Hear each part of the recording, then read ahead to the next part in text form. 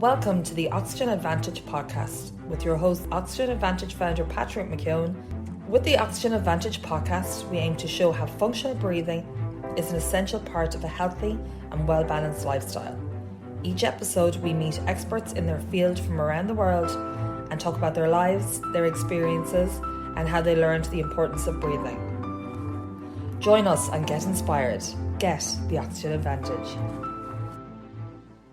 Charlie Weingroff and myself are meeting up here. We're in Santa Monica and I was here. And of course, Charlie was flying in this morning. So we said, why not? We'll meet up for a conversation.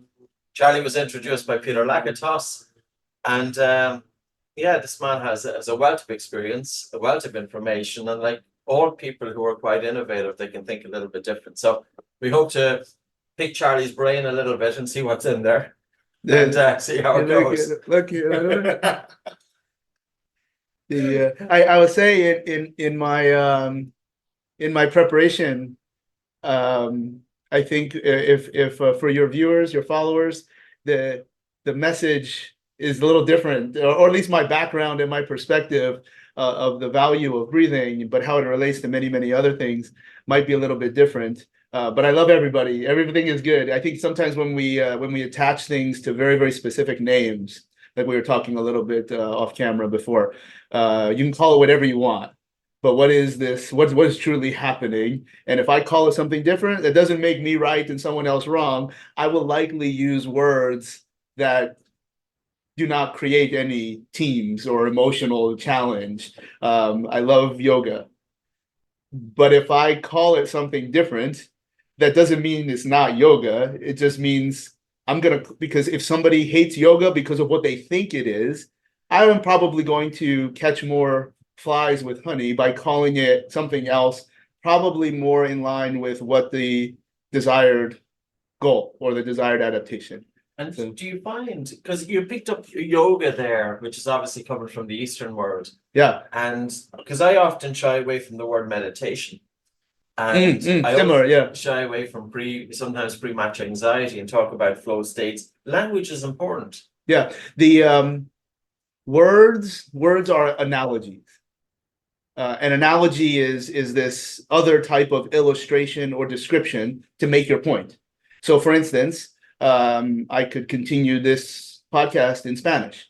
I could say the exact same words. I could try to have the same body language and talking with my hands, but those words don't mean anything to someone who doesn't understand Spanish.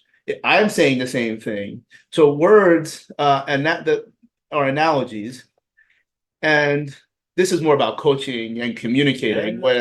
And I bring it up because I know it'll be different. It's important. So now the best analogies as a coach, I'm only speaking as a coach. If I want you to understand a concept, the best analogies are ones that tag into your emotion. Now, I have positive emotion and I have negative emotion. I will likely try to target your positive emotion. But if I don't know anything about you, emotions are your memories, both positive or negative. Somebody may say something, to one person, it's very off color. And the other person's like, I don't even know why they got upset because that meant something. Or if my voice reminds you of someone that beat you up when you were little, I probably will not say anything of value, not because the words are poor choices, but there's some type of emotional construct. So if we can use words more often that help you appreciate your positive memories, I have to know about you though, and that can become a challenge, and that's the best coaches. Like in my world, if I were to use a movie reference, okay, a young NFL or NBA basketball player has a completely different library of movies that they have positive emotion to than a golfer or a private client who's someone of age. Like I can't say the same movie, but if you know a lot of them, you'll kind of just pick them. And then the best coaches, not me, the best coaches will typically use words that I don't know how you do it. You say all this wild, crazy. I know exactly what you want me to do. Well, that's coaching. But as it relates particularly to yoga, I think because of its probably nebulous presentation at times. Remember, I do not subscribe to this. Yoga is a very powerful, useful tool.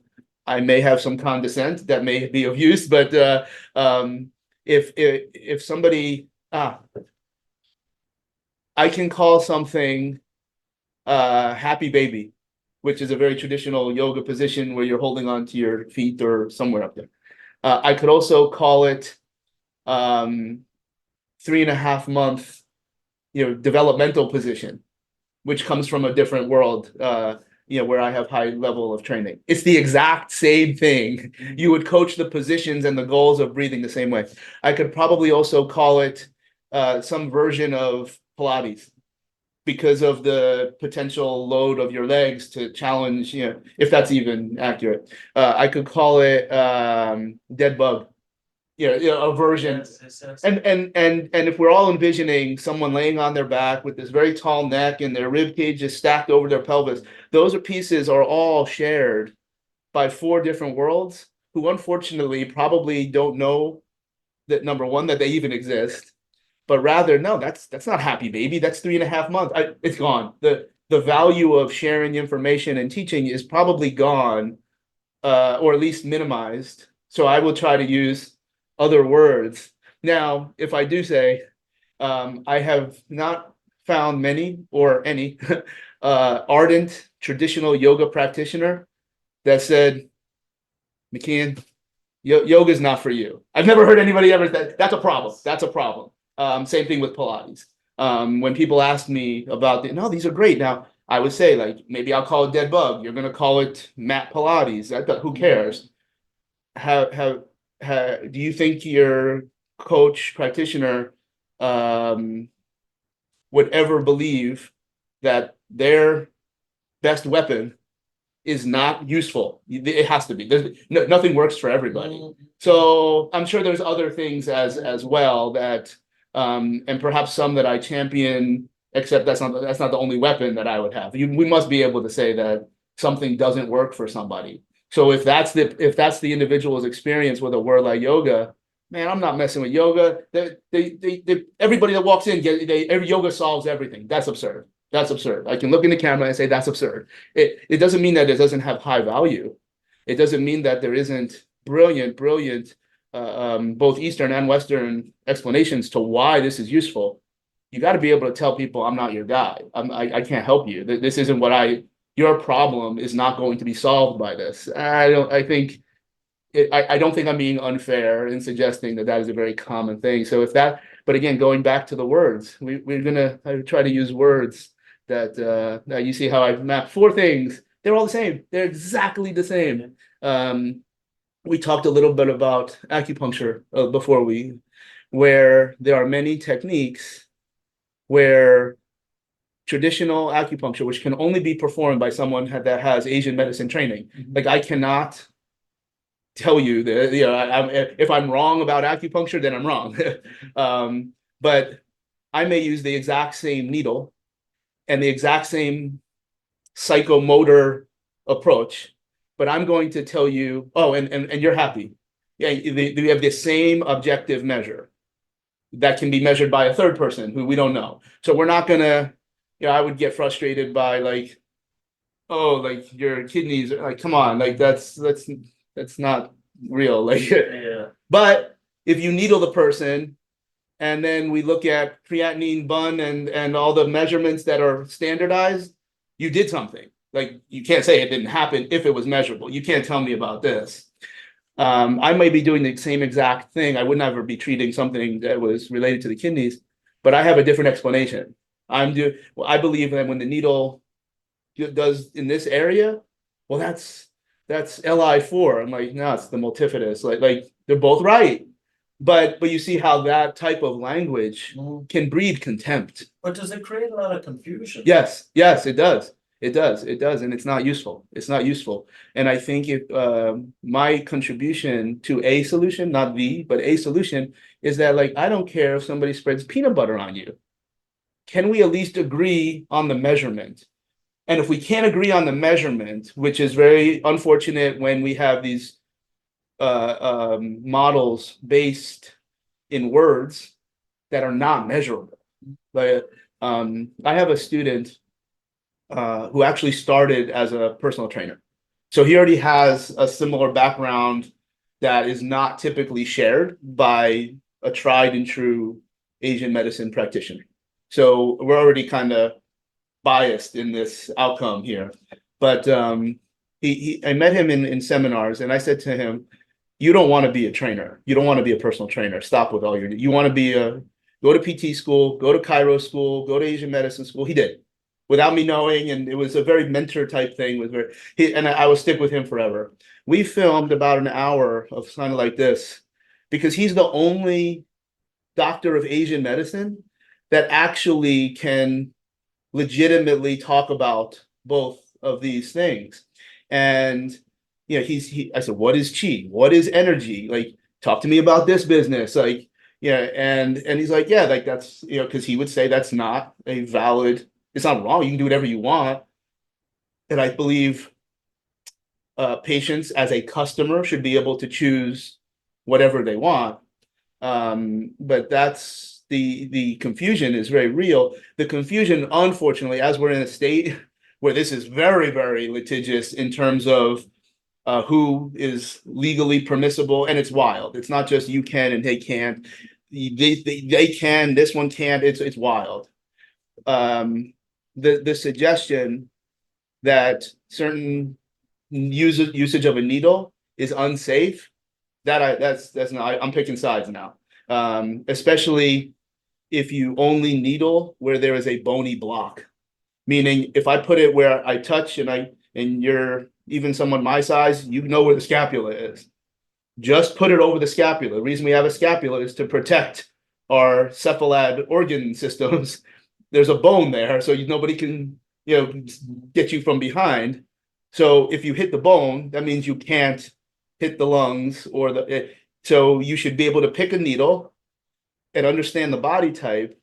So don't do it in other places that there's not a bony block, and then don't keep looking for it. And then as you get more experience, because that's a big thing that I think is very unfortunate that adds to the confusion in that space, which is Mr. Or Mrs. Doctor of Asian medicine, which is my guy has this, so I'm not against this. I'm against this suggestion that because there's thousands of hours of education versus a PT that can gain access legally in a state in America, very quickly, that doesn't mean it's unsafe. We're all on the hook, like there's so that adds to confusion. Those are two completely, like when people say like, oh, like Charlie, it's like acupuncture. I'm like, no, like I have to say that not only from a legal point of view, but it's not. I'm just using a needle instead of my hands. Where now we could even argue what is happening when we touch someone, and there's a whole list of things. I don't know if that's of value what I believe. I don't believe things are being put back into place or knots or trigger points are real. What do you think is going on? Manual therapy? Yeah. Okay.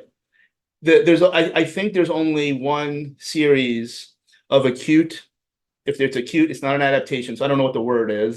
These acute changes that lead to a desirable effect. So let's say I start rubbing your shoulder and I think this area needs something.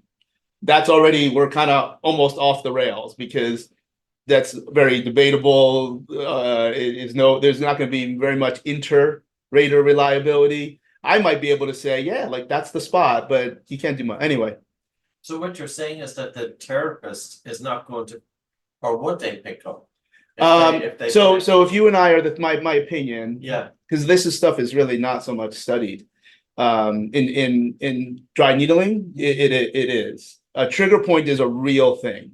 There's multiple research at the NIH level that says this is what it is and what it's not.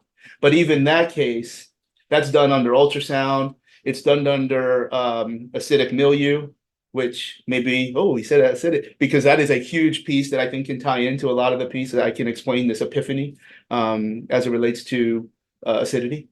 But that's not, so here, let me explain that the series of research. Jay Shah is a name that we can look up, Sikdar. So I'm the therapist, and I'm like, right there. That's a thing. So a trigger point has to be tender. It has to be twitchy. It has to be uncomfortable. And it has to have this common referral. Otherwise, it's not a trigger point. It's one of the other things. It's a tender point. Tender and trigger points are used in this wild fashion. Okay, I'm like, it's right there. Okay, I leave the room. Shah comes in the room and breaks out the ultrasound, and he's like, I don't know what Charlie's talking, but wherever he pointed, that is clearly tissue that looks different than the rest of the area where Charlie said it wasn't a trigger point. That's facts. Like that can be looked up. And then Shah leaves the room. I don't know if I have the names right. Yeah, sure, of course. Shah leaves the room, and then Sikdar comes in, and he's like, right here? Yeah, Charlie said it was right there, and Shah said that's the spot. They draw the milieu out of that spot. And they also draw the milieu out of the one where I said it wasn't the trigger point. It has a higher local acidity. The pH is lower, which in my mind could only have happened when the Bohr effect started to, have some impact. I think that's where there's significant linkage. Otherwise, clearly, respiratory loading or respiratory stress is not the only way to affect blood acidity. There are other ways that this can happen. So that's so now with probably high levels of validity, reliability, I'm going to say it's right there. But as soon as other therapists come in, I don't think there's no evidence that they're going to touch this. Okay, so that's the starting point. But I don't think it's bad because, again, I must stick with the plan. If I spread peanut butter on you, if your shoulder moves better, it's real. It may not be why you thought it was. Okay, so now somebody does their pin and stretch. I don't want to say different commercial names because they're going to get mad. They dig around, they elbow, they knuckle, whatever they do. And they say that this is an adhesion. Okay, again, no evidence. This is a word that you'll never hear me say in a positive light. There's not adhesion. Like, this is silly. But you did something, maybe you feel it, you're not lying, you're not a bad human being. That's the other thing. Like, just because somebody doesn't agree is all a significant component of you also beat your children and rob banks. Like no, like you're not a good therapist. Like that's not a bad, that can't be like this horrible thing. Like, you're allowed to be a really good person and not be good at your job. Like, that can't be weird. Yes. But it's weird in this world where we all have this high altruism to help people. So now, why did your shoulder move better if it wasn't this mechanical change where you broke up an adhesion, which I will say is nonsense. Like that didn't happen. And you could prove it, like ultrasound first, ultrasound after. Oh God, no, we can't do that. There is something that you can prove that happened. And it lives in the world, combination. Anytime I touch you, oxytocin is stimulated. People feel better with oxytocin. If we're talking about oxytocin, you have to talk about serotonin. So clearly there is evidence that tactile inputs will immediately impact oxytocin and serotonin. So now I'm talking real things. Now, they are not practical to measure out in a clinical setting, but you could certainly measure it in a study. Like, I don't even care if your shoulder moves or not, but we can measure what happened. There's clear evidence that creatine kinase decreases. It's kind of in this, my opinion, is soft support for wearing leggings for compression, for recovery. Sure. And then the third one is dopamine. Because if you think that when I bang on your shoulder that it's going to move better, that you can't stop dopamine. Like, you can't.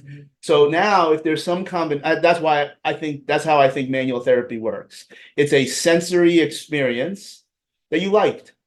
And it might have been because you were paying a lot of money for Charlie to fly to LA, or that you went in with incredible emotion of desperation that, McKeown's gonna be the guy that finally, I had to wait 3 years to see him, and he's supposed to be the best therapist on earth. He's doing the exact same things that the last 10 people did. And that puts a lot of humility on people that are honest, rather than they think their technique really did it. This is amazing though, because the first thing that comes to my head is placebo effect. There is no such thing as placebo. Okay. You just measured the wrong thing.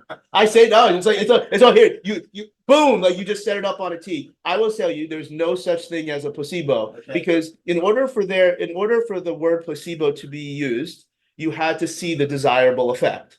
You can't have a placebo then if you didn't get the result, right? There's that fair. So if I told you that when your knee feels better when I jiggle your thigh, and I gave you this any level of construct that was shown to have not happened, like you categorically, I said we broke up adhesions in your rectus femoris. You called in Shaw, and they all altered. Like there is clearly no change in the rectus femoris before and after. There is a clear change in your Thomas test or your subjective report of need. All of these things are real happen. This is how my interest is to bring everybody together. You did get the result. It had nothing to do with why you thought you did it. So there is some danger in that. But so we're going to call that a placebo. No, you just measured the wrong thing. It had to have worked. It had to have done something. If I blow on your knee, let's understand. And I think one way that we could probably bring together manual therapy is oxytocin, serotonin, and dopamine. That's my opinion. Do you think it was something throughout our evolution that is inherently characteristic of human beings, that touch was involved a lot? Had to be.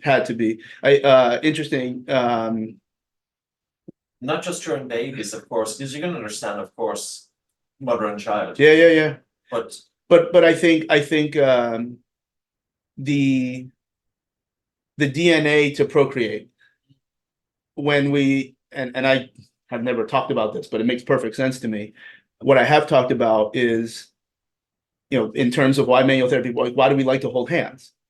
Why is there an entire Eastern model of reflexology that exists? And then with the ears, I don't know, auricular therapy. If you look at both the sensory and motor homunculus in the brain, the four biggest, so it's cartoons, the four biggest areas, number one is the hands, in no particular order, the hands, but the palms more than the dorsum, the feet, the sole more than the dorsum, your face, the lips and ears bigger than everything else. This is why when you punch in the face, it hurts. And then the fourth is our genitalia. So if whatever mechanism, that part I won't go so much into, created this design, I already alluded to some model. If that design did that, and of course it's true, we can't, it's ontology, we can't prove how it happened, but we know it's real. Those areas are all significant of certainly high pleasure leading to procreation and copulation. That's why we like holding hands. It's why we like getting our feet rubbed. It's why we like grandma rubbing your face, and we like being kissed. And then of course our genitalia, if it wasn't such a pleasurable experience by science, which is then pushed into what we think, so that adds to the likely pleasure and desirable experience. So then we do this, and then we have babies. Sure. So I think there's a story there that will support the manual therapy component. That's my opinion. You recently went down the route of breathing in a small way, and sometimes what often kind of I try to get my head around is that you talked about interdisciplinary, and that people tend to be in their own silos. But in terms of the application of breathing in the PT world, because of course the movement of the diaphragm, the generation of intra-abdominal pressure, even using breathing as part of recovery. I see you have an aura ring. Yeah. So there's a connection there. How come breathing has not been, or what do you think what's your interpretation? breathing has not been taken too seriously. Probably putting you on the spot now. No, because you know, we're all confined to our own confirmational bias, where people that I hang out with would not share that thought process. But I think the first thing that I can think of is that I would define breathing and respiration as completely different things. Breathing is a little bit more nebulous. Respiration is this thing that somehow air gets in our nose or mouth and gets into the alveoli, and then there's this cardiopulmonary value point. Well, I'm still breathing, because breathing and respiration are very synonymous. I think there's probably something to that, and that's the words. So again, I'm picking the words. If we looked it up, is breathing and respiration, you know, are they defined differently? I don't know. I'm defining them differently, particularly as an effort to answer this potential question. I think moving on, the messages of low tension, soft methods that involve breathing, whether it's this emotional words business or that's not what I do, it creates two teams, because the other team, maybe people that are built like me and have big long beards and cut off shirts, that breathing is very hard. It's very, very tense. It's very strong, and it's attached to the opposite of relaxation. It's attached to, you know, running a very, very long period of time and being uncomfortable. It's pursing your breath twice to punch or kick somebody. It's about holding your breath to bench press, you know, 400 pounds. That is a completely different world.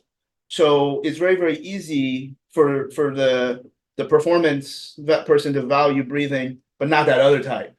And then of course the yoga crowd, or I apologize, but you know, that the softer, but they're all the same and they're all linked, and that's unfortunate. I think So what you're saying is that when people talk about breathing, they don't consider the application of breathing. You know, that oftentimes people have this idea of breathing in their head and they're thinking it's specifically all about yoga breathing. But they're not looking outside of it in terms of the application. Yeah, because it's not how they help people. Yeah. So it's like you only work on the plumbing when you build the house. So you have the best plumbing kit ever. You may not have certain tools because you only deal with plumbing. The general contractor has to know a little bit about everything.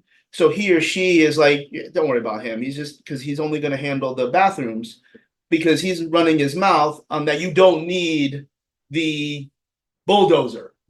But before he ever got in to start to put the copper pipes for the bathrooms, the whole place had to get leveled. We don't need that. We just need these. Like they and I think I think a lot of that is, you know, is more sociological on everyone is altruistic and everybody wants to help, but they want to do what they want to do. And everybody has to be able to, as I mentioned before, you have to be able to say that the breathing that I'm really good at, or the breathing, the coaching of breathing, or the application of breathing, like it's not going to help you. And that goes back to measuring things in a very systematic way. Do you see any change happening in your world? Well, look, you got a shirt on. Look at his shirt. Yes, it's changing. I think because we should start to appreciate. And look, there's a deeper conversation on the red threads that I talked a little bit offline. But if there's any level of interest in listening to someone speak and you give him or her a chance, maybe they got something for you. And I feel very good with that. And the only reason I might suggest is this is my interest in winning. Like, I'll do whatever. Not everybody has that, and that's okay. But yeah, we just have to communicate and listen. And if you don't like what you hear, you run out. Like it's okay. The point that we were on, Charlie, There were several. There were several, all right. I hope I'm not Yeah. talking too fast. No, because I'm kind of intrigued. You spoke about the Bohr effect earlier on, and I'm often surprised when I hear people talk. Me too. about the Me too. Bohr Actually, you effect. talk about so as we've mentioned, the spaces that I live in are not usually your cohort to your But podcast. surely But so I listen to all your podcasts, and I know there's value anyway. And I know you work at high levels of athletics, and just like most of us, I'm a little bit more public than others. But sometimes we have to keep that under wraps. I think it's sometimes silly too. But you talk about the Bohr effect all the time, and it's this undeniable thing. Can I tell you how I describe it? Do, All right. please. So most people think of me from New York. I've never actually lived in New York City. I lived below and above. I lived in New Jersey and I lived in Greenwich. This is the first town outside of New York State. So we're going to think of the New York City subways is a train, okay? And this train goes, the H train, and I don't know that there is one. The H train goes in a big circle, and it goes. The big two, there's two big stations, just like in New York City. There's the Grand Central Station and there's the Penn Station. Your heart and your lungs, okay? So the train has to hit these two big stations, and it's called the H train because the carts of the cars of the train, they carry hemoglobin. So you see, like, you make it fun. You're smiling. I'm so happy. But this is how I would try to teach. Now, I will also say that, and I hope you recognize this at some point, if I needed to talk much more big words and scientific, I will be happy to. I think sometimes when you talk, like, my messages are very cartoony because I want you to understand. I want to get it to a level, and then you dig. Yeah, so please, if I say anything that's not quite consistent, So you're saying the H is the carriage, so that's hemoglobin. they're in. So hemoglobin is the cart, Yeah. and then oxygen gets on and off. It's the passenger. Yes. Okay. Now there are many different ways that the bloodstream can be impacted in its pH. One of them is your breathing. So we'll call it respiratory/metabolic.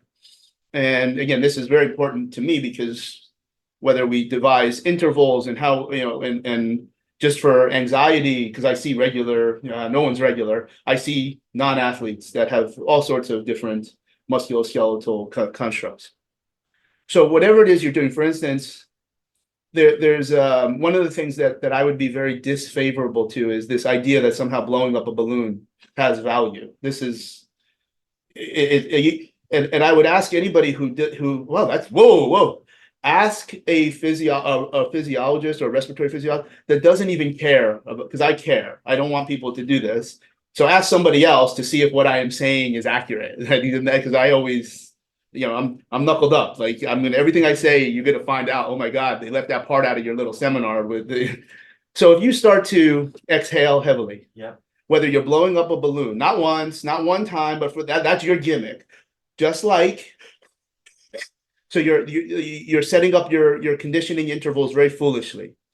Less impact with resistance training, but certainly with your repeated efforts for conditioning.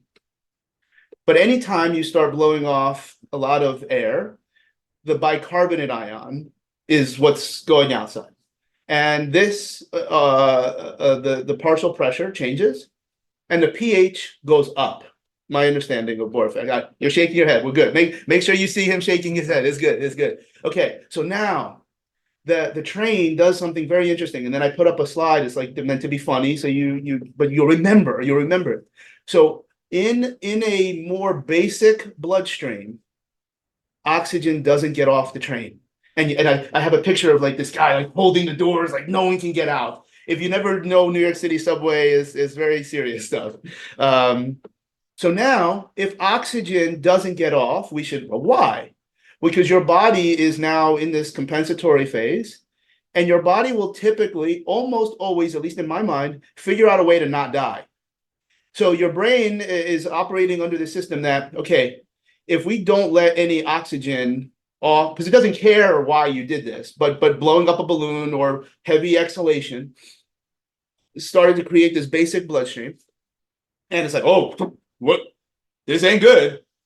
How about we get this idiot to stop his or her physical activity? So we are not going to give them as much. There will be some oxygen that scoots out so your muscles can continue to work. Clearly, we can get to this, that the more efficient mitochondria you have peripherally, that little bit of oxygen can go a long way. If you have very, very little or very poorly functioning mitochondria, you give them a lot of oxygen, they're not going to do much. That's not mitochondria in my mind isn't directly part of my story here, but it does matter because when we say nobody gets off the train, of course some oxygen is getting off the train because your volition is going to continue. So then what happens? Part of it's like this in my mind. As blood becomes more basic, then it becomes more acidic, and then as the train goes around. And is it getting more acidic because there's not enough oxygen getting to the tissues? Yes. So the hydrogen ion coming from the tissue doesn't get oxidized. As well as the activity that you're doing. So not so much blowing up a balloon, but if you're doing intense training, like perhaps while you're here in LA, intense high threshold training above VO2 max, lactate is a good thing. Like it's nothing. You'll never hear me say lactic acid. That's not even a real thing. It can't be. I don't know that it can be actually. Oh, that's lactic acid. It's not a thing. It's lactate and hydrogen ions. So if your activity continues, your body then senses, well, how do we get out of this basic environment? It's already creating a whole bunch of hydrogen ions. Boom, and then you go acidic. Or you're shifting back towards acidic. That's the Bohr effect. The Bohr effect is like this. So then when the train gets back to Grand Central and Penn Station, it's empty. There's no oxygen isn't getting on the train because your body is not going to let you continue, and then you're done. That's when your legs are done or your arms are done. So because the oxygen is going to get on different hemoglobin trains, because there's many trains in New York City subway, so that you don't die. And so there is perfusion to your liver and your kidneys, and certainly what might have to be your kidneys because of physical activity. So to me, the acidity component is a huge driver, because remember I told you SICDAR, when the valid and reliable trigger point intra-rater, I studied another manual therapy model. And it is called, and I'm happy to say it because I think they're very good people, fascial manipulation. Okay, the gentleman who was the inventor was what's his name? Stecco. His name is Stecco, an Italian physical therapist. He doesn't speak English, and it is clearly an amalgamation of Eastern and Western models, and they have different names for this point and this point, et cetera, significant memorization, which I'm not keen on. I don't know them all, but the science, and they're like, he does it and somebody feels better. And it's a very complicated model. You only treat the person once a week. They don't have a huge value for physical activity and motor skill acquisition, which I think is a gap. Doesn't mean they're not doing great things to change pain. His children, Antonio Stecco and Carla Stecco, are MDs, and they've done all the research. So automatically you get a, I'm going to cut you off. Oh, well, his children are researching his model. Of course, they're not researching the efficacy of the physical therapy treatment. They're saying, Dad, show us what you did. We're going to see what happened inside. The areas that had the value to where they do, you have to get up to somehow 40 degrees Celsius to break glycoaminoglycans, which is real now. That to me is, and that's very, so you have to use cross-friction massage. The areas that had value to the person's report, they do some, they call it conformational testing, like, oh yeah, my shoulder doesn't hurt so much. We can be better than that, but they have that. They measured it always was acidic. So now. So it was acidic prior to. Yes. So those were the areas that had a win. Well, what's so unique about this area other than Luigi Stecco saying do it here? Because he's doing it for a different reason, because it's based on Rolfing. Rolfing and then heavy is uncomfortable. So now you have an Eastern model that talks about acidity, and you have a Western model from National Institutes of Health that talks about acidity on these areas where the tissue has changed. Now we go back to the Bohr effect, that if we're somehow either mentally motivated or unaware, how about the way to never get those points is to minimize exposures to acidity. Well, we can't, I said minimize, because you absolutely have to have acidity for other types of adaptations, hormonal, hypertrophy. Like you can't, it's not all good or bad. Like you have to keep your friends close and enemies closer. But if we don't appreciate the stupidity of blowing up a balloon because they didn't tell you about the Bohr effect, then all of a sudden you're going to wind up in this, this area that is scientifically shown to change the density of tissue. So now that's how I think when we breathe without this heavy exhale, all of a sudden it changes because it's a very mild. It's certainly not fibrotic. I don't think breathing can change fibrosis, in my opinion. It's done. Yeah, we got to do some other things. But that to me is how lay on your back and breathe, and all of a sudden you just gained like 30 degrees of motion. Well, I think the Bohr effect and the autonomic nervous system has to, in my mind. Remember, I always say in my mind because I'm drawing all sorts of lines here. No, I think it's very interesting. You talked about cross friction as well to generate heat. Yeah. To bring it up to 40 degrees. So if you look at the oxyhemoglobin dissociation curve, which explains the Bohr effect, there's also a right shift of the oxyhemoglobin dissociation curve with increased temperature. So I'm just trying to get my head around it. So you have somebody, say, with a sore part of the body. The manual therapist is doing their thing with that. You feel that it's the reduction of acidity as a result of possibly increased oxygen delivery to that area. Remember, it gets red. It gets red. Yeah. So there's heat. But maybe also the person feels relaxed and finally there's somebody doing it. I don't know, and I know people is not going to be scientific. No, but in terms of improving blood flow and oxygen delivery to that spot. I think, and again, some of the places that people know that I have worked in, where unfortunately people die. Like there's a mindset of winning that I will be very aggrandizing. If I'm good at something, it's wanting to be better than everybody. It's not a contest. That's what I want.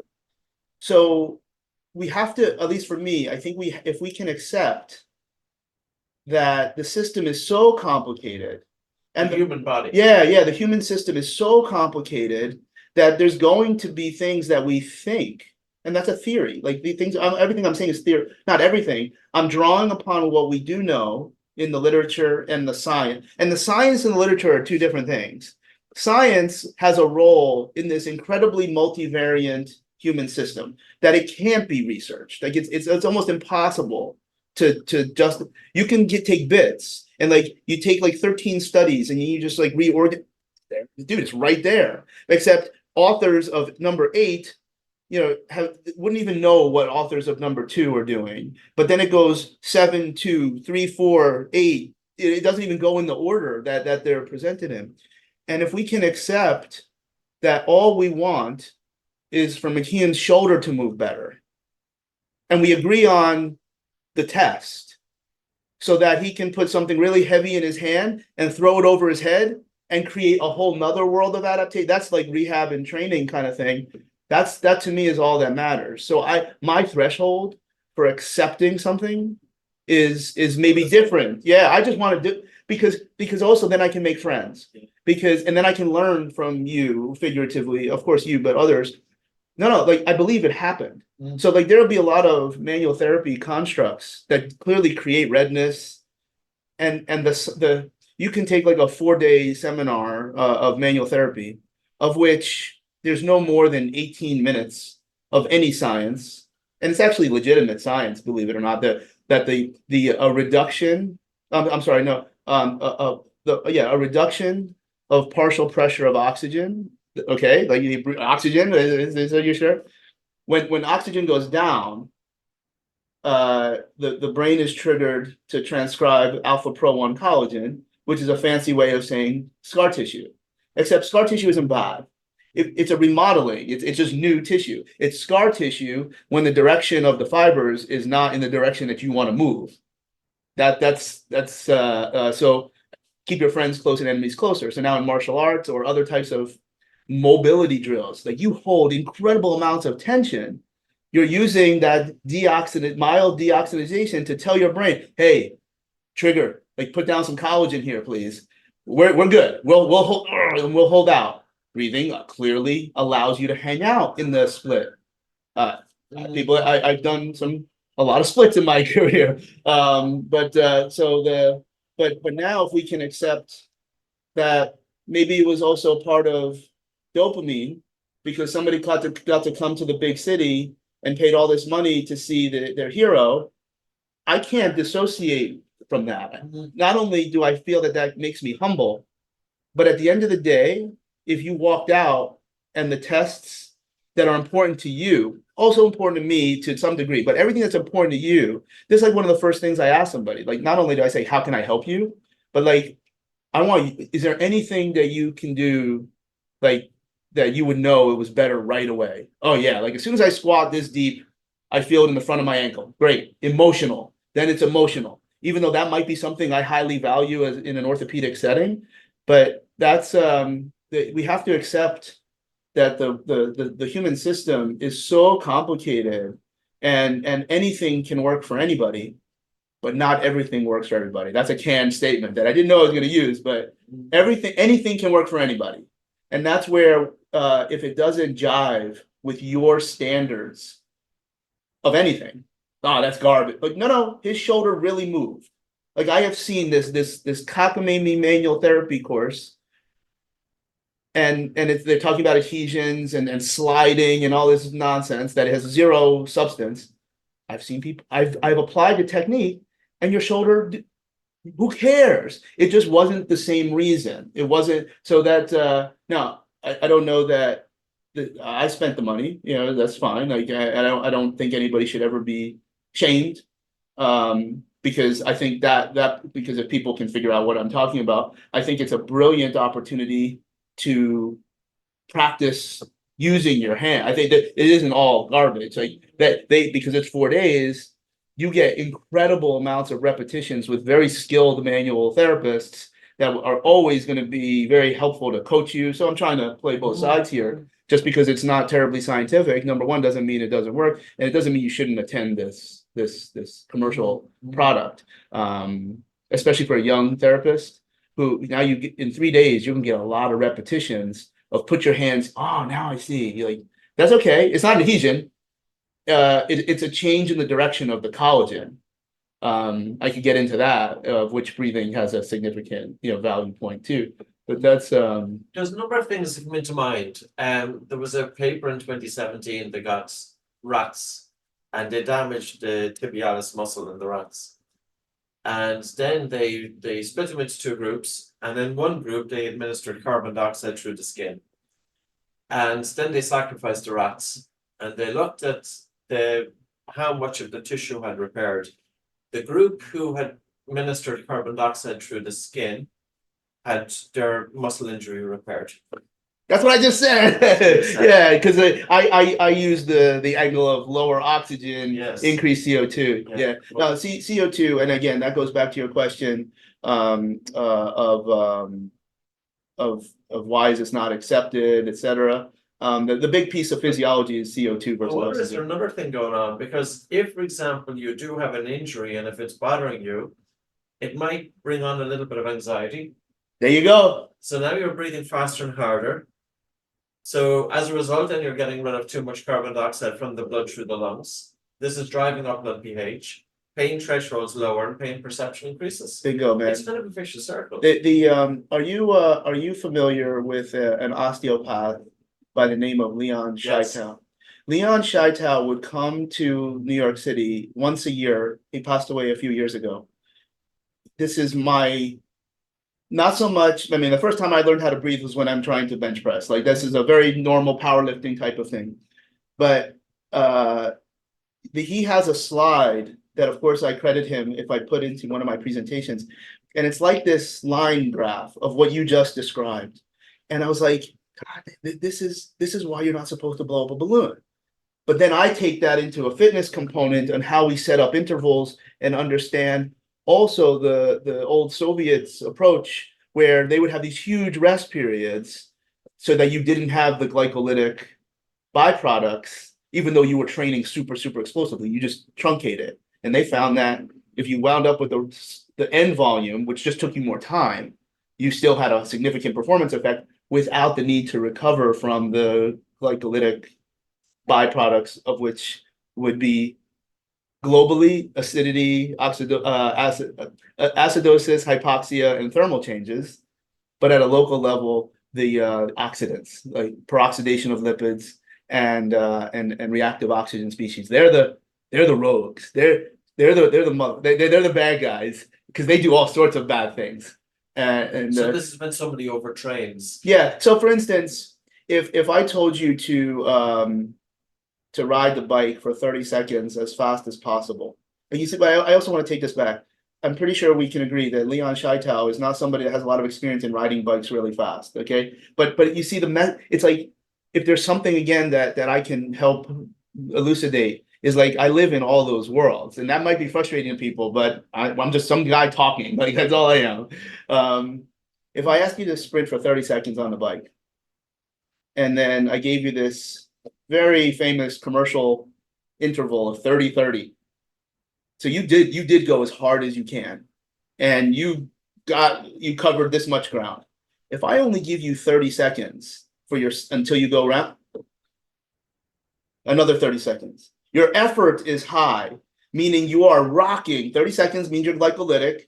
No choice. 20 seconds for most people would be glycolytic. If you're really out of shape, it could be even less. But so now you're building up all of this byproducts, but you're getting this decreasing performance effect. You're not going fast.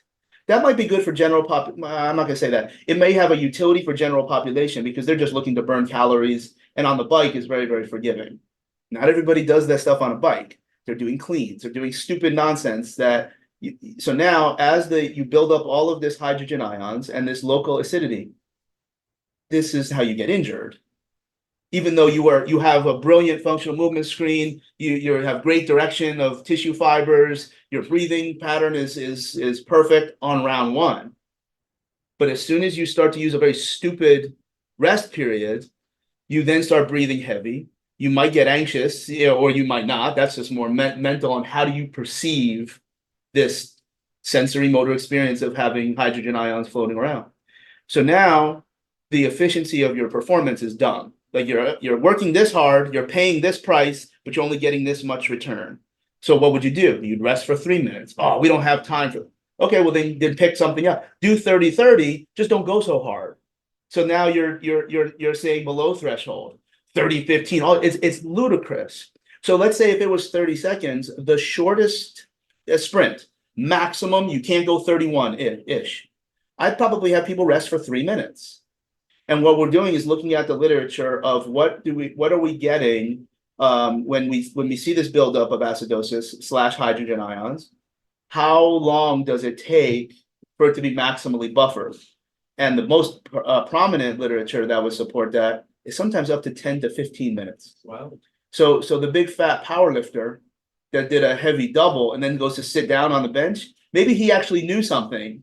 But the goal is to always have high quality motor skill mastery while you perform your thing. Again, bike is good because it's fairly safe. Yeah.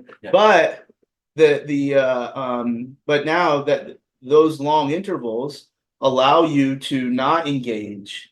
But this is how now if you're not keen to the acidosis, then comes the hypoxia. Then comes the alpha pro 1 collagen that rewrites the tissue. And then all of a sudden you tear your hamstring when you had every performance measure from a musculoskeletal construct, but you didn't understand the physiology of which the Bohr effect is a role in that story. So that would be called anti-glycolytic training, where you just have to rest. And it changes the terminologies of aerobic and anaerobic. We don't really, I don't use those words. And of course, there's a high level of literature. And it's also not the only way to train. And it's not to suggest that acidosis is bad.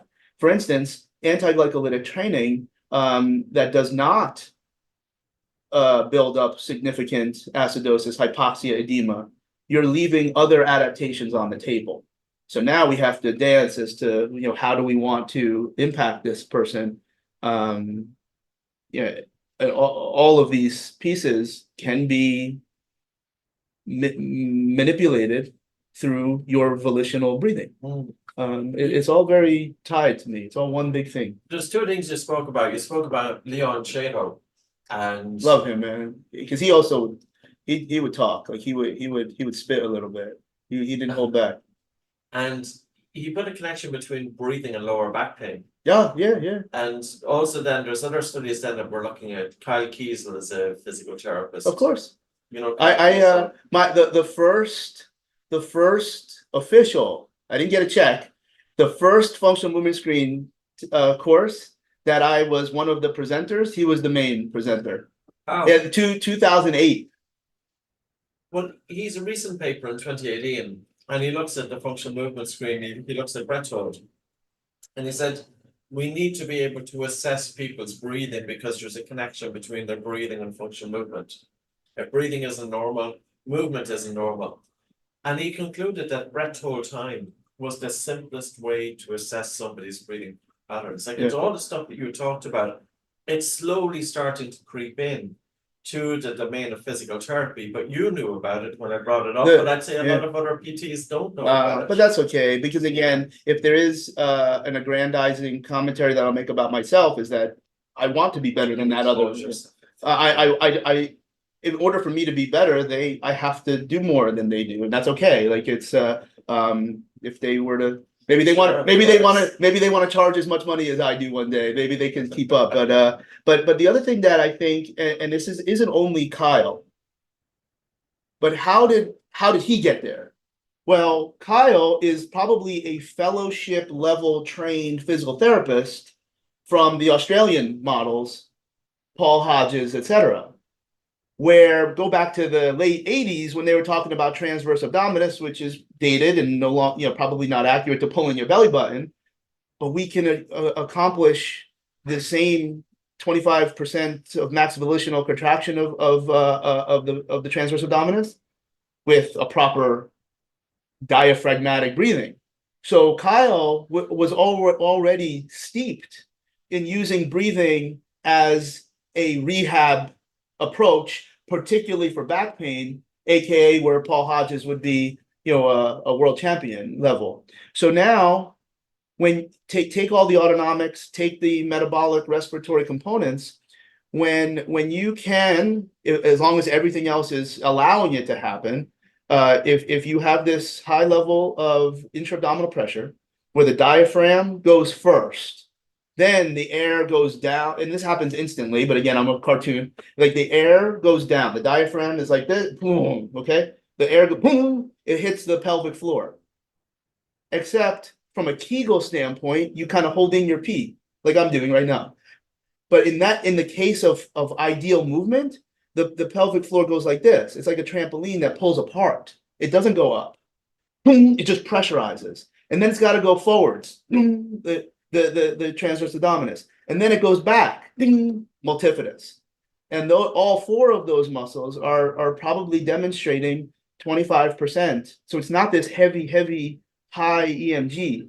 The original research from that would look at those muscles, multifidus, transverse abdominis, pelvic floor, not the diaphragm as much, showed that high EMG was good, but they were just bracing, and they probably weren't measuring more types of variable movements. So do you consider then the core, that a lot of people are considering the core to be primarily the abs? But what you're saying is that really we need to be looking at the pelvic floor, we've got the abs, you've got the muscles to the back, and you've got the diaphragm. So it's a box. Yeah, canister is what the literature would say. Yeah, so it's this. So it has a front, back, and a top and bottom. And when you look at some of the most explosive, like any athlete who's like really, really good, they may not have this six-pack abs. They almost look a little bit fat. So I have abs. I have very noticeable abs. But nobody's ever going to confuse me for being like really skinny. because as a power lifter, of which I'm not competing for many years now, you look round. And when you see like NFL players, when they don't look like bodybuilders. When you look at sprinters, they kind of have a belly. And that is from creating resting tension in that canister or the box, like what you're saying. So indeed, the core, I'll take you back many years, is at a seminar, and there was a Q&A. And the Q&A is like never cool. Like it's like, what book did you read? This gentleman, so all the speakers are up on the stage, and maybe this individual was, not all there, because he was angry. And he said, I think you guys are obviously all some really well-known speakers. And I was in the crowd, by the way. I was very young, so it's an emotion, you remember. I think you're all doing a disservice, though, because you all have different, you guys can't agree on what's a good core. And you all say it's so important. And like he was really vocal. And he said, so my question is to the panel, what is a strong core? And you got like 4 or 5 different answers, all of which had value. One of the ones that was wild was Thomas Myers, the rolfer from Maine. He said the core is from your, I don't know, medial malleolus to your hyoid. And I knew what he meant, because if anything in that chain is carriaged inefficiently, you can't bring that box that Hodges, and Kyle would talk a lot about. And then you would talk about intra-abdominal pressure. So then you would talk about like what. So then if McGill was up there, he would say this, and then they would say this, and like it's all correct. But if you don't have an awareness of all the other, because they all have a role. So now, yes, that is what like an ideal core is, one that when you take an inhalation, it's circumferential. We can't say fat because that's going to tie into our initial discussion of bad words. But in your belly button, especially if you have an outie, you should be able to see that it goes this way and down. So it's going down, like you're Even just with normal breathing. So that's how I would coach. Now I don't typically tell people to worry about it. It's too hard to hack. But if you hack it throughout training, then it should become like that. Wow. So it's like you're trying to put as much, like you're trying to go diagonal. I'm trying to do this for the camera. So so if you're laying into 3.5 month position, happy baby, dead bug, you're trying to get the air to go to your knees. It goes down so that it's a diagonal pattern. And again, from my influences, you'll start to see that it's not a perfect inner tube. Those are the areas of the viscera or the tissue, well, they're all tissue, but the muscle tissue that isn't getting pressurized. So the quality of the tissue, you might have the direction, but you're not putting air there for particular reasons. Now that model has significant osteopathic value. I can train osteopathic for musculoskeletal, but then you'll start to gurgle, because then you have the sphincters, in your bottom, pelvic floor, right here, and then here. So if there's tension, all of a sudden you're training, reflux by releasing the tension, by instead of the rectus abdominis and the QL, which are all really, really important to sprint fast and to lift hard, lift heavy. But so now if something below that area changes how you carriage the pelvis, or something up here, which is probably significantly crucial, because the ribs have to do this. And if the pelvis is like this, the ribs have to do this. It's not an option. It's varying. I'm exaggerating. Remember, I always talk about a cartoon. But now you've got all the thoracic vertebrae that have to have variability and mobility. The ribs each have 2 joints to the thoracic. It's the costovertebral and the costotransverse. They're joints. They can be treated and mobilized and moved. Then you have intercostal muscles. So you have to normalize all of this. And then what's north affecting that? So to analyze the whole body is somewhat obligatory. And then you pick and choose what, or if you have a team of people that are really good at different things. So yes, the core is that box, but that doesn't always mean you can actually train it, because you can put them into happy baby, 3.5 month position, dead bug, and the breath looks nice. But as soon as you come north, because I'm giving away all of my hip flexors. I'm giving away psoas, I'm giving away rectus femoris, TFL, pectineus, adductor long, all of these ones that attach up here. If my hip is flexed, they're all relatively flat. The moment I get up onto my knees, now that changes it. So I have to then decide, can I help McKeown have a strong core from breathing and or bracing, etc., down that road? Or can I, maybe he already has this ideal or strong core, but his hip flexors don't have the skill, mobility or control, could be either one, and you got to look at that. They're like, oh man, his hip flexors are nice. How come he acts like they're tight? Because it's just a strategy. So there's another level of how do we then use breathing to then achieve all of these rehab, recovery, I don't know. You're just rebuilding the system. You take you have a puzzle with like 8,000 pieces and you dump it out on the table and you start to put it together. And to not have strong gravity for all the stuff that we're talking about, that's just how I do it. If somebody doesn't want to do it, so it's okay. Like I don't, but that's you may already have a strong core. Because if you're super stiff up here and super stiff here, which might be really, really good for that sport, but then you always have back pain. Or there's certain movements that they cannot express all of their physiological qualities. Maybe it's not back pain. Dude, like your core is strong as all get out. You need to change what's above and below. The joint, the what is, because they're in certain positions, they're constantly disallowing the stacked, where then the canister and the box can be filled. And this is, we're a little bit further away from exhalation. No, I get all your points, and it's actually causing me to think. So say for example, if somebody does a jog with their mouth closed and they're in zone 1, zone 2. So by breathing through the nose, it adds an extra resistance onto their breathing. So you're adding an extra load onto the diaphragm. Also, by breathing through your nose, you've got better recruitment of the diaphragm. So you're having to activate this more than what you would be doing, say, resting, for example. So it's both strength and function. And also by breathing through your nose, the carbon dioxide that's been produced by the muscles can't leave the body so quickly, so it accumulates in the lungs and blood. So we can target then the biochemical dimension. So here's just breathing through the nose, which could be useful for recovery. You spoke about all-out intensity, but there has to be a recovery. Of course.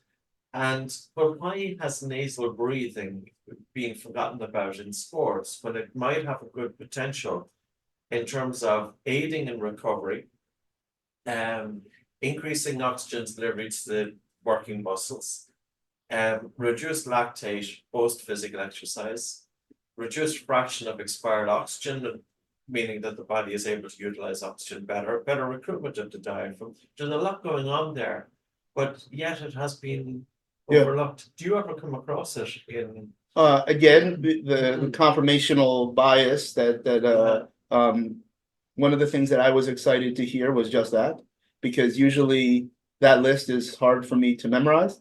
So just always breathe in through your nose. Ideally, you'll also breathe out through your nose, but I'm like, there's a whole nother seminar just on the reasons why this is very important. Yeah, the all that. So I would champion that. I have to unfortunately go back to because of very, very foolish work to rest ratios, maybe in the settings that you're talking about, which may appear to be very successful for general fitness goals, aka lose weight and look good naked. Remember, those people are just training a few hours per week, and then they're a soccer mom or they're going to work, so they don't have this other load, at least at a musculoskeletal level. But because of and I'm just theorizing, and unfortunately it's not terribly positive, that because their work to rest ratios are so foolish and inconsistent. What do you mean by that in terms of work to rest? So you're saying they're doing an all-out effort, or they're working so hard physically, in their training, and they're not resting long enough, or they're too hard means it's too long, or it's something inconsistent with their current capacity, and then they don't rest consistent with the laws of, in this case, biology. So they don't take the next day off or something. Something, yeah, it could be Okay, that. okay. And it's very hard to remain in those low threshold strategies of breathing through your nose when your body is constantly in this payment phase. Whatever adaptations they're done, but you're still paying for those adaptations. So while you're paying, so for instance, I had a set. I have a coach. He tells me what to do. I do it. RDLs, and I had to do 3 sets of 8 to 10, and I always go as heavy as I want to go. So I did the first 2 sets. So what's call it a 150 kilo. Okay, so it's I have to convert, and I did the first 2 sets, and after each one, I could not breathe through my nose. Okay, so if I'm holding 350 pounds, where and that's why using resistance training is not always a great proxy for the things that we're talking about. In this case, I did it long enough, and I couldn't do it. Now I waited, and after the first one, I'm like, I don't even know if I'm doing the second one. I did not do the third. I only did 2 wheels instead of 3.5. So because I worked so hard, I felt comfortable and safe going into my work, but I could not breathe through my nose. It was not humanly possible for now. I paid for that, so it's not, in my mind, it's not necessarily bad that I couldn't breathe through my nose because I paid for this. Like I went to that restaurant and I got what I wanted and I paid the bill, because there are some other things that are going to happen from pulling, big wheels. But I couldn't do 3. So I overcharged. I got overdrawn. If your training is always closer to that, plus whatever non-physical stressors in your life, like you get yelled at a lot, it's very hard to breathe through your nose, and you don't even know. Plus, even the mechanical thing, like I have, or I think I have, I don't know. I don't know what I have, because after I warm up, I can do zone 2 with my mouth closed. Yeah. But like I can't breathe if I close one nostril. There's something wrong. We're going to figure it out. So there's also a physical thing, a mechanical obstruction that many other people. But I think, and again, I think breathing through your nose is a marker of you're not training hard. That's a sociological opinion that I have. Yes. And that might answer your question, because I don't know why. Maybe people don't know. Oh, I didn't even know. Okay, fine, do it now. But the thing is, and I think that's the view that a lot of people take, is that if you're breathing through your nose, you're not training hard. Yeah. They don't take into consideration that if you continue breathing through your nose, your body adapts. And now you can do physical exercise with less ventilation. So now you become more efficient. And it'll be interesting. I'll show you an exercise in a while when we finish to see if we can open up your nose. Oh man, I got to bring out my checkbook. And also nasal dilator. I don't. You know what is interesting? If I put the thing on my nose, the breathe right strip, that it works. I noticed something. Yeah, I used them as well. These were our own ones. So somebody's ability to do physical exercise with mouth closed, it depends on the airway, it depends on their bone score, and it depends on their fitness. Yeah. So it was very of why I believe it's an obstruction, and this is little. If we edit it out, it's fine. But I don't. My bolt score would be horrible. But that's because you have a lot of muscle mass, so you have a higher metabolism. Yeah. Okay. Good. That's not to impact it. Well, I was about to say, like my performance in an anti-glycolytic environment, which is primarily my training adaptations, what I'm really good at. But I also, I don't think in my adult life, maybe 10 years, I might have gotten over 180 once. But I can go, and my effort is high. So there's probably something unique, but maybe it's also, I would always describe it as this, what I'm good at. Like I was at one point a very good power lifter, 300, 400 kilo levels, but in the squat. So, my development, and like when I was little, I was always fast, but I couldn't, I'd be lucky if I cleared like a 6.5 minute mile at my best, like with a lot of training. Sure. So it's just what God made me one way. So I kind of rationalize that when I don't score well on the bolt test. But the other thing too, that to complement, there's models. What do we call it? recovery breathing. So how can I, when I am jacked and I am in significant acute distress, the figurative example, I showed a picture of the MMA fighter in the corner. So you're gassed, and these are elite, and again, the folks that I work with are somewhat well known. It's like this partial breathing. So you're not challenging the pace of how you inhale and exhale, but you manipulate and we allow for the exhalation to remain hit, hit, hit. So you're actually getting one exhalation, but if you cut it off, there's less CO2 that's leaving.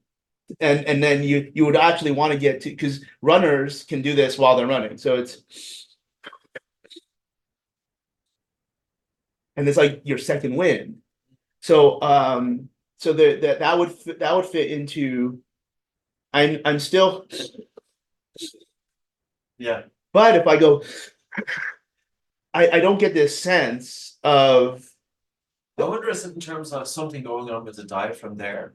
You would think that the breath in through the nose and out through the mouth, you're going to get rid of greater carbon dioxide from the lungs and blood. Yeah. This will reduce acidity and this will affect air hunger. But I wonder if there's something with the staggered breath in and out that it's almost bringing some communication to the diaphragm. I don't fully, I haven't broken that down as to what's going on with it.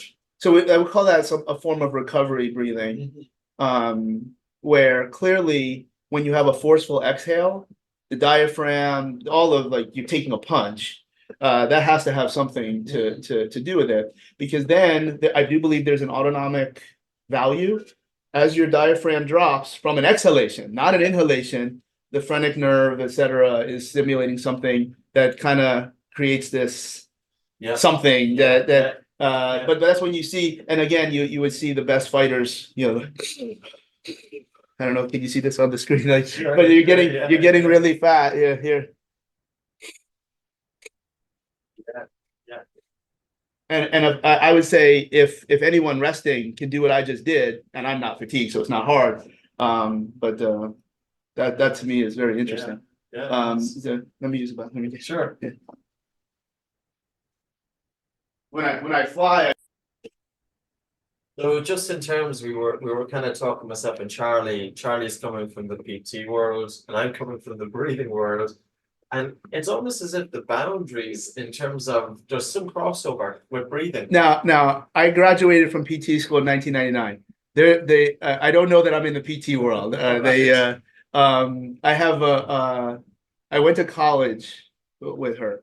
And she's on the board of the APTA, the American Physical Therapy Association. A few years ago, she messaged me, "You're amazing." Like, just because I'm public, I don't care about any of this stuff. I do it so I can make money to have the lifestyle that I want. And it doesn't suck, but sometimes it does. Sure. She's like, "Anytime you ever want to speak, we would love to have you." And I'm like, I don't have the heart to say, yeah, that's not my crowd. Like they're not gonna laugh. They're not gonna. Where's your research for that? And like, come on, man. Like, where my research is right here in my, Wells Fargo. Like, come on. Like, so so I went to a national conference a few weeks ago as a student, etc. And I'm like, people are like, they don't know. I'm like, because it's not my tribe. And if I did want to grow my reach into that space, I would have to communicate probably differently that I don't like to communicate, or because like at that level, it's like this make-believe medical conference. Medical conferences, and that's like, I don't know, people in my world, they're like shocked. Yeah, like these big doctor conferences that cost like thousands of dollars, they don't get paid. The reason they don't get paid is so that there's no bias on the information. They just, here's my research, this is what I did. I'm like, I want to tell stories. I want to help you be better at what you do. And there's value for both. So I don't know if I'm in the PT world. However, So who was your tribe? I'm probably more known in strength and conditioning. I've been very I walked out of PT school into the NBA, and I've had very up until a certain point, I had some very high profile, glorified type of jobs, if you will. And around a little bit towards the end of when I was working for someone else, because now I just work for myself, that's when social media blew up for what we do and the messages that we have. How else did, like back then, like I remember there was some of the young people that really, you know, I still, these are my kids, if you will. They would have taken more courses, continuing education courses, before they graduated. They took more courses before they graduated that I took in the first 10 years. And because they just didn't exist. It wasn't this, you know, cacophony. Don't get mad using big words. This plethora, another big word. I get yelled at for using big words. Because that cacophony is the word, because there's so much noise. Yeah.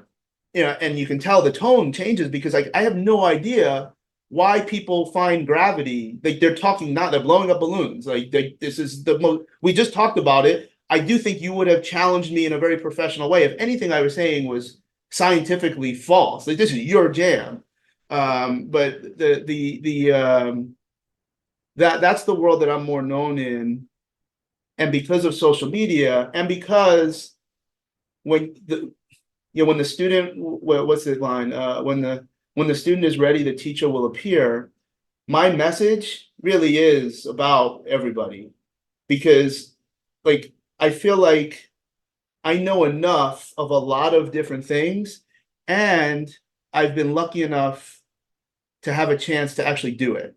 So I'm not most people on the internet that have significant value, you know, significant, you know, following and financial value, et cetera, every single thing that I'm saying, I have actually done. And most of the time I've done it with your heroes, like major, you know, people. And I don't talk about anything. And I think that I hope that comes out. Like I'm not just talking, I'm not just repeating things. Yeah, and because I may carry myself more juvenile than my age, there's it's you don't realize I've been around. I graduated. I graduated. I had my certified athletic trainer. I don't know if you know, like that's like the guy that. Yes. It's a good thing. You know, it's in America. It's kind of not always highly respected. Because it's not like in Europe it's different. Like they're physios. Like that it's different. Like a physio is kind of closer to a certified athletic trainer. Right, because I often put physios and physical therapists quite together here. Yeah, it's a little different, and then it's all different in Canada, where I'm not from Canada, but I for 10 years I'd be in Canada at least 3 months out of the year. So I got my ATC in '97, and then finished PT school in '99. So I've been around a little bit, as well as when this stuff wasn't like the only way to learn this was like, you know, you would ask somebody out on a date. You know, like, you know, I would go to Ireland and be like, hey, I'd love to, you know, like, you know, I hear you talking about these things. That was how you kind of got the high level of information. During my time as physical therapist, there was only like 3 or 4 commercial brands. Wow. And they had all these levels, so there was enough for So everybody. in 25 years, it's really blossomed. It probably Huge. in a shorter. I think the internet, because I was probably an early adopter. Like I'm not an influencer. I will not make this claim. I might be a thought leader, and I enjoy the social media, like doing it. But I make it very clear, and everyone can listen, that this is part of how I make money. Like whether anyone likes this, like we have chosen to give our time, and I think we're blessed and lucky that we can help people. But at some point, there is going to be either an implicit or explicit ask, because it's not dirty to ask for money. Like that, Sure. we're helping you. Like you can pay for this, not this one. This is on us. Sure. So I stuck with it. But in the beginning, it was blogs, and I was good at writing, or so maybe people thought, and you know, people were saying, and plus the in the beginning, so people probably wouldn't know, but if I put the video of when I squatted 800 pounds, I was a head strength coach in the NBA, and this doesn't make, like, he doesn't look like he should be using big words. Sure. So now there was like this interest of like, let me hear what this person has to say. Yeah. There was when I was the head physical therapist for Marine Corps Special Operations, Colonel George M. Bristol is a very famous United States Marine. And he was my kind of mentor because I really struggled in that time in my life in that space. And he said, Charlie, you should work out with the guys at lunch. I'm like, F that. I don't want to think this is not no, like I'm not. He's like, if they see you bouncing 5 wheels up and down, because they all knew about powerlifting. They knew about me. Because I was the guy. I was the one that they spent all this money to come to as an essential warfighting civilian. That's what I was called. I was not a Marine. But a lot of Marines described it differently, which is incredibly flattering and very special. The first toast of my wedding was it's very special. So I said, I don't want to be training with these guys, man. This is not. I want to train for. He's like, if they see you bouncing 5 wheels up and down, they will respect you. This is the wrong reason for them to respect you, but they will respect you. And so those different things like create an interest. I have I think it's human behavior, though. Yeah, You're not just talking about, but you're doing it. Yeah. So there was, I think people know. And because of my choices to be somewhat public and give a window into some of the worlds that and the whether it's celebrities or athletes, I'm still kind of like, if you know, because I typically get paid. So not only is there a legal responsibility to not disclose, they don't care, but I don't like to ask because they're getting paid. But then every so often there's no, come on, let's do this. Like there's the first time I saw Josh Brolin, you know who this is, the actor. And this was around because I saw him with based out here, is Malibu, I think. Yeah. So I had no intention to charge him because he was on the tour to promote the first Deadpool. Because Ryan Reynolds was a big part of our gym. And we all have the same stylist. Of course, can you tell? Anyway, they all got him to come see me because he did all his own stunts. Him and Ryan typically, at least in the first Deadpool. And I'm a big comic book guy.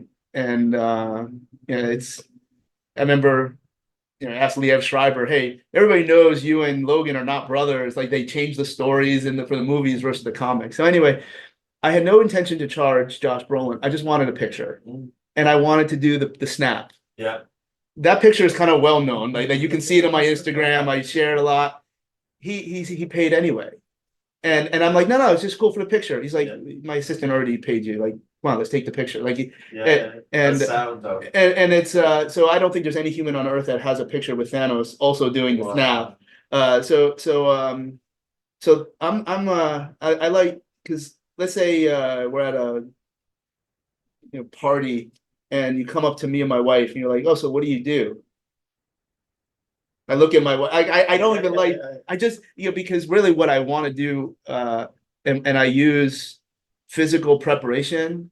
I'm a problem solver, and I have a lot of opportunities to work outside of our profession of helping the human system because.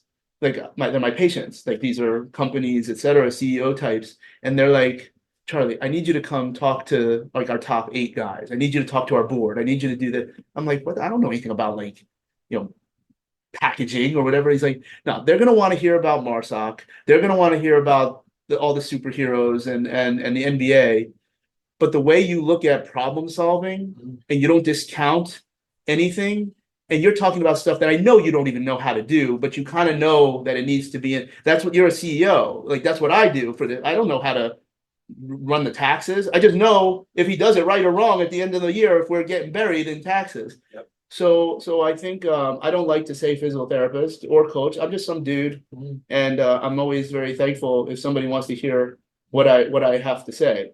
So you've crammed a lot into the 25 years. And you're pulled from different disciplines. Yeah. And it's almost that you've brought it together. I think you need to write a book.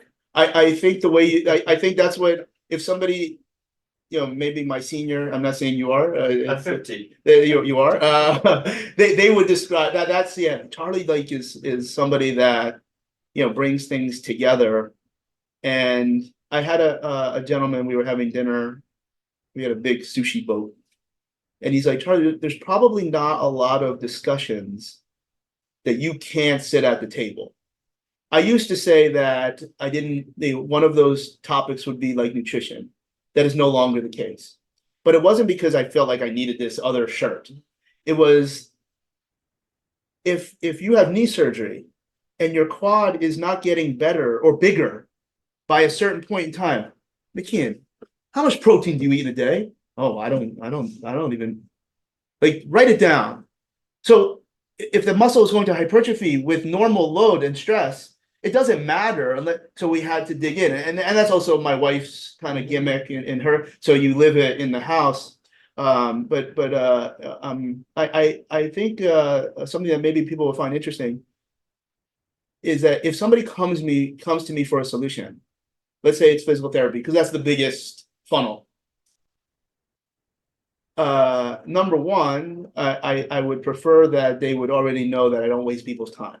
I charge enough that they will get the solution. It just might not be me that does it. Sure. And I take an approach to unraveling their puzzles by I'm trying to get you as far away from me as possible.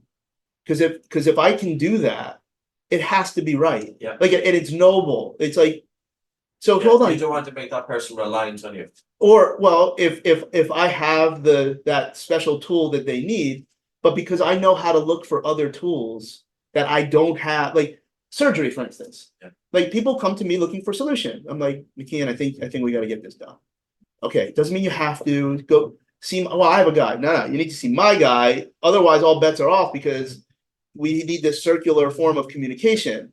So I feel like, and I don't leverage the financial component to that. Yeah. That's how I can get my consultation numbers to a very impressive level compared to others, because I'm building that in. Not only do you have a jump the line card for the best surgeons in the world at Hospital for Special Surgery, I'm not gonna like. I also know about training, and people come to me just to train, and that's cool. Wow. So there's a lot even for a young healthcare or a young person going into the fitness space. Yeah, they can take a lot from this. I would say over the last, I guess we'll call it 5 or 6 years, I do think that even though it's becoming saturated. No, well, that wasn't like maybe, but I don't really know. What I do know is because I was also going to give credit to a model that I really have significant disdain for, which would be CrossFit. But they've also done some good things. Like multiple things can be true. That intense, like not real, but it's nonsense. Like, because I also don't really know what they do now as they had certain changes in their leadership. But I think that, and then not only me, but maybe me, that physical therapy has a role when your knee doesn't, you didn't just wake up from surgery. Like performance physical therapy. Dare I say that I might have I may be credited for that, where now you'll go into a very traditional payment model for physical therapy, and it looks like a gym. There's 2 racks, there's still treatment tables and etc. But there's like, am I in the right place? And not only me, but that was my thing, because I actually think that you can solve more commercial physical therapy solutions with just intelligent training. You don't need, mobilization and all this nonsense that people do. And if I were to come see somebody and be like, no, you just train. What? Just train. Like you need to find the right path. I can help you like this. It's probably not cost effective, but if I give you to my guy, just train and basic stuff. Train in a particular way. Yeah. Whereas, I had a horrible consult the other day with the gentleman has such back pain, he couldn't even sit. And of course he denied it. I'm like, dude, you were just writhing in pain. Like, and then there was probably a very psychosocial component to that as I was asking him questions about it. And he just wants to train. And I'm like, I have no advice for you. Like, I cannot virtually sound like you don't need my permission. You can do whatever you want, but I have no advice. Like, I'll give you your money back. Like, this is not even remotely, a possible value point for you. So he does need needles and but it has to be at the same time. Yeah. That's the other thing too, that where like this handoff. No, like everybody is in at the same time. Like if your shoulder's in a sling here, that doesn't mean you can't bench press with this arm. Now that's not allowed to do it. Just pick the right loads. And I don't think there's a lot of people that know enough of, okay, well, Charlie, if I put 80 pounds he's gonna, no, I make up a word. It's called reverb. You're not allowed any reverb. But if I bench press here with 70, let's say 50, and then the shoulder stays good. But Charlie, they're not getting strong. I don't care if they're getting strong. We're gonna manipulate the sets and reps, etc. Acidosis, hypoxia to stimulate hormonal and immune impact because every shoulder gets better faster with good hormones and good immune system and a good heart and lungs and good mitochondria. Like every human on earth. So you asked me before about resilience. Maybe that's I don't call it that. That's to me, those are the primary factors of everything that we're doing. Now, do you need to do other things to get to those money protocols? Of course. Now you need everybody to, but you're not allowed to not agree. I don't care what you do. You can use chunky peanut butter, but you're not allowed to say like, no, they shouldn't be. What do you mean they shouldn't be doing that? Yeah. The little girls that can bang out pull-ups don't sprain their ankles that much. That's my research. Like, sue me. So like, why are you having her do pull-ups or she has an ankle? Like, because now there probably is some stupid construct of like, well, the lats are attached to thoracolumbar fascia, and the thoracolumbar fascia allows you to posterior tilt, and then your glute medius, where there is evidence that a strong glute medius doesn't sprain your ankle. You good now? Like, and I could probably go on about all those things. If that's physical therapy, they're fine. But I also think that those seeds were planted when I was a very young physical therapist and I was in professional sports, where the goal, like you can't make Andre Iguodala jump higher, and I can't make Chris Webber, do no look passes any better than what he already does. What I can do is apply strategies that keep them as high as their level can possibly be for 82 games, and available. So now that's that performance therapy that is in professional sports. I think when I was in the NBA, I might have been the only physical therapist. But I was the strength coach. I wasn't like the team physical therapist.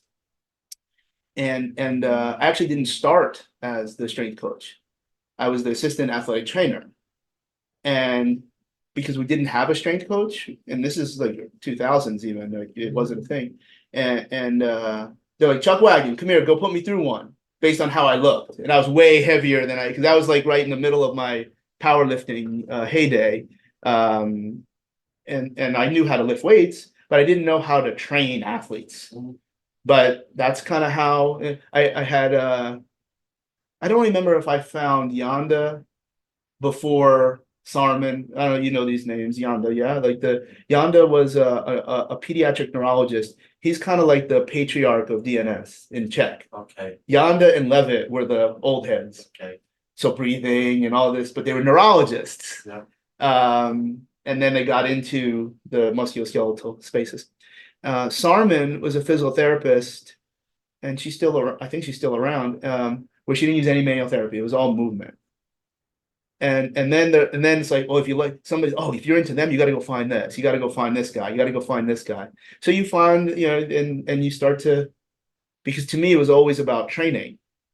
Like the goal is training. Now you see maybe why in the APTA, like that's not what they do. It's they're doing all this other stuff.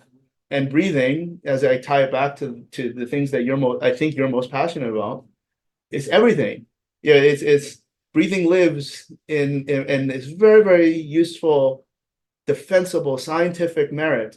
Very, very different to squat 800 pounds than to modulate your autonomic nervous system as evidenced by RMSSD or some kind of hard metric that we know or we think we know said, I did what I thought I did. It's obligatory. Yeah. And then there's links, and that's the red thread. The red thread, I don't think we got it on camera. I think it might be useful to say that breathing is the only physical activity that I know of that is mitigated by the central nervous system, the autonomic nervous system, and whatever we're going to call peripheral somatic. It's the only thing, and we can't go back to the central. Like the central is running in the background. Like we cannot. Well, we can influence it though through our breath because there's a communication going from the body to the brain. Oh no, via our breathing. I'm saying we can't. You can't like turn it off. Oh, Like, sure, yeah, that's of what I mean. course, That's yes, what we're yes. saying. God forbid if anyone has ever lost someone from drowning, it wasn't because they stopped breathing. It was because they gasped out and then breathed in water. Like they didn't because the nervous system cannot shut off your breathing. Like you can't hold your breath and die. Like that's not possible. Yes, you pass Yeah. out and your breathing does resume. Yeah. So but obviously the middle one, the autonomic piece that's most exciting for recovery, etc., can be manipulated by your active breathing. But then we talked about the fractional breathing, emergency fraction, like that's called fractional breathing. That is a clearly volitional piece that allows you that is really for performance, but it cannot have this autonomic impact. Of course. And then of course you're getting into a crawling position where your elbow is here but not here, and then somehow magic happens. But it's we with all research will say like we require more data or We do. yeah. We do. Well, Charlie, I think I'll bring it to a close. Cool. And the conversation was great. I really enjoyed it. So That's good. That's tying good. everything in together. Yeah, And yeah. I hope our listeners as well got a lot out of it. I think if you're a young individual or person just going into the whole fitness industry, I think there's a lot of stuff there. In other words, learn what you can, be the best that you can, and be open-minded. And the language that we spoke about at the very, very beginning. Mhm. Final words for yourself. If I were to carry what it can't always be what you do. And that is meant to kind of knock you a little bit. It can't. We have to be able to say that what we are great at and what we're most passionate. It's like we want it to be that. Like we want to carry the football, but if we can look at situations and be like, I'm not the guy. It's about the patient. It's about the client, and I don't think that happens Enough. Yeah. You're saying that people don't admit that they are failing. Yeah, but again, that message was a little bit cropped for me to talk because I do find that the most brilliant individuals that are read, that are practicing, that are passionate about that autonomic pathway of where breathing fits, they need to hear what I said. Because you can say all you want that people are in your care because they did something deleterious with heavy weights in their hands.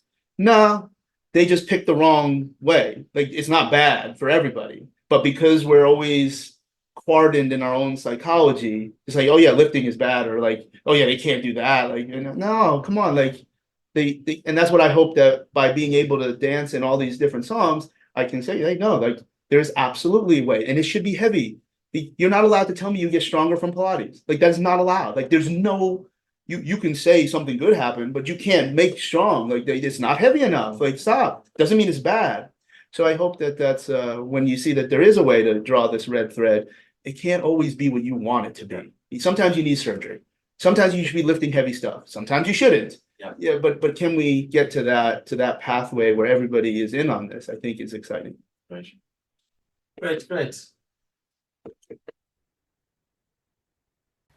Thank you for listening to the Oxygen Advantage podcast. If you liked what you heard, please subscribe and maybe take the time to leave us a review. The Oxygen Advantage podcast is available from all your podcast providers.